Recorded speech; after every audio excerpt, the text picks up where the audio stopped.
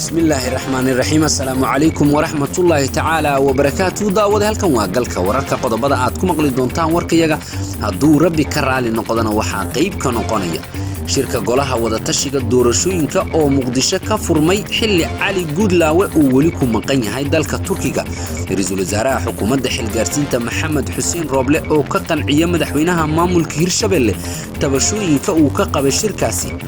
xog saddex ka mid ah gundhiga tabashooyinka Cali Goodlawe ayaan warkan idinkugu soo gudbin doonaa qorqor waxa uu kaalin adag ka qaatay heshiis dhaxdhigida Roble iyo Cali Goodlawe madaxweynaha maamulka Galmudug Axmed Cabdi Kaariyo qorqor oo booqday qaar ka mid ah dadkii ku dhaawacmay dagaaladii Wisil qaramada midoobe oo sheegtay in boqolaal ruux ay ka barakaceen dagaaladii ka dhacay Wisil haaman aan la ogeyn waxyaabaha ku jira oo ku soo caariyay xeebta cadale xilli maamulka Hirshabelle oo ka digay qataraha ka dhalan kara haamankaasi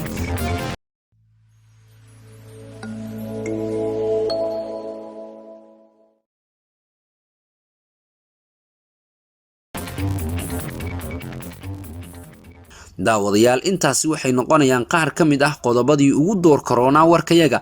halkan waa galka wararka hadaba hadii ay tahay booqashadaadii kuugu horeysay bartan YouTube ee galka wararka waxaynu si naxariis la kaaga codsanaynaa in subscribe aad noo saartay isla markaana gambaleelka aad furato daawade si mar waliba aad u hesho xogaga wararka warbixinada iyo barnaamijyaadka gaarka ah ee aan halkan idinkugu soo gudbino annagoo alaaba diiradda saari doono arrimaha siyaasadda Soomaaliya wararkii ugu dambeeyay ee dalka ka dhaca iyo qaar ka mid ah dhacdooyinka caalamka qaybta hoose ee commentiga noogu qor orahdaada ku aadan wararka warbixinada iyo barnaamijyaadka aan halkan idinkugu soo gudbino ugu horeyn aynu ku bilownay waxa haatan si rasmi ah magaalada caasimadda ah ee Muqdisho kaga furmay shirka golaha wada tashiga qaran kaas oo uu ka maqan yahay madaxweynaha maamulka Hirshabelle Cali Goodlawe waxa uu ku sugan yahay dalka Turkiga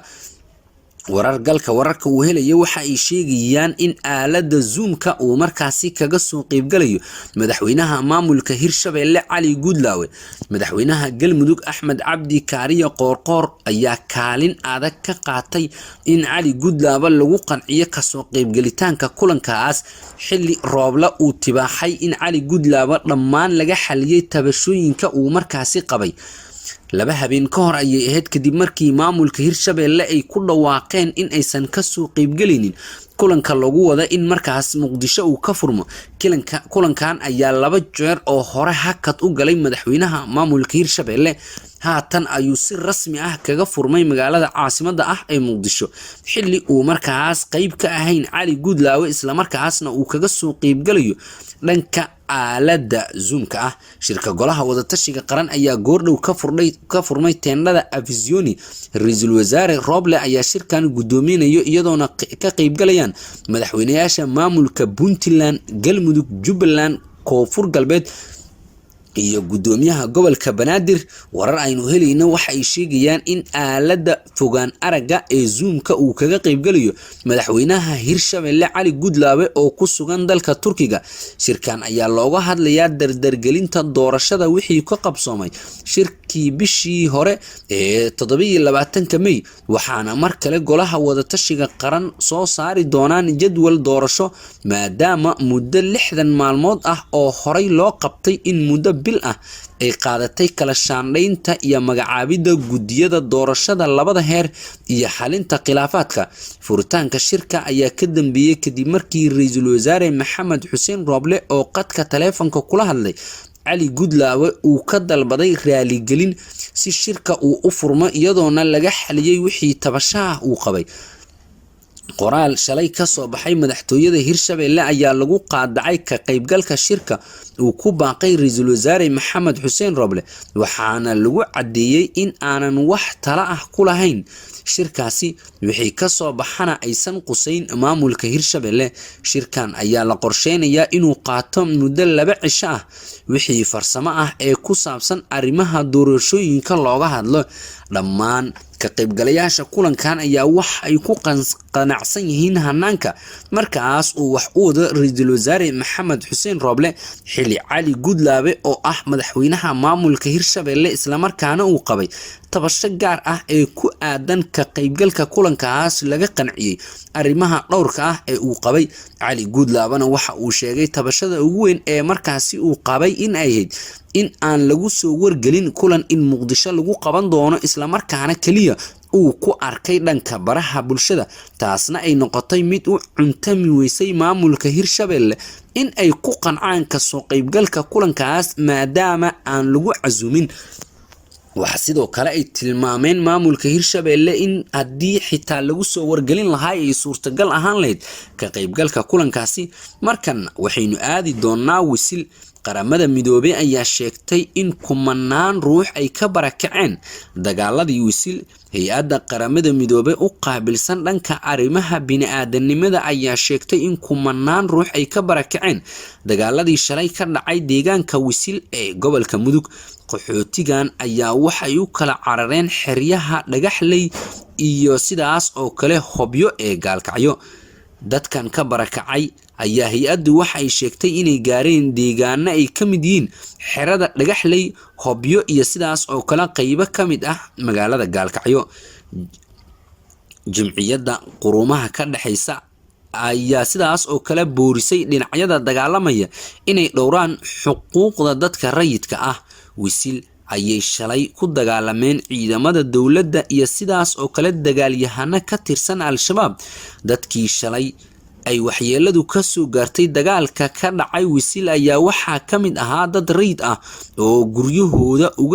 markaas uga barakacay risaastii labada dhinac ay is adeegsanayeen xaaladda deegaanka wisil ayaa maanta degan inkastoo weli ay jirto cabsi laga qabo in mar kale ay soo rogaal celiyaan dagaalyahanada al-shabaab oo markaasi dagaal xoogan kula galay halkaas ciidan ka tirsan dowladda federaalka Soomaaliya geesta kalena madaxweynaha maamulka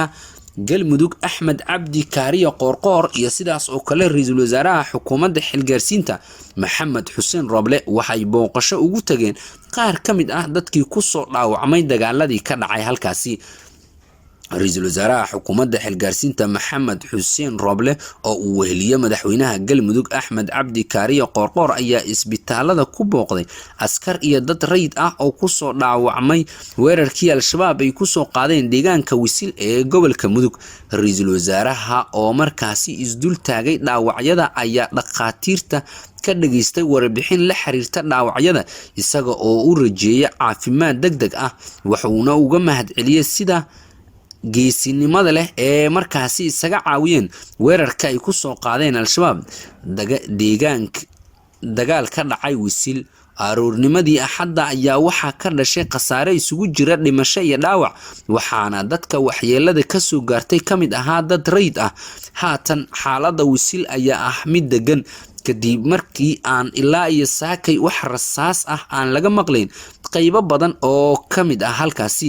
dagaalyahanada al-shabaab oo weerarkaasi ku soo qaaday ciidan ka tirsan dowladda federaalka Soomaaliya iyo ciidan ka tirsan dowladda Soomaaliya ayaa halkaas waxa ku dhaxmaray dagaal xoogan oo khasaare dhaliyay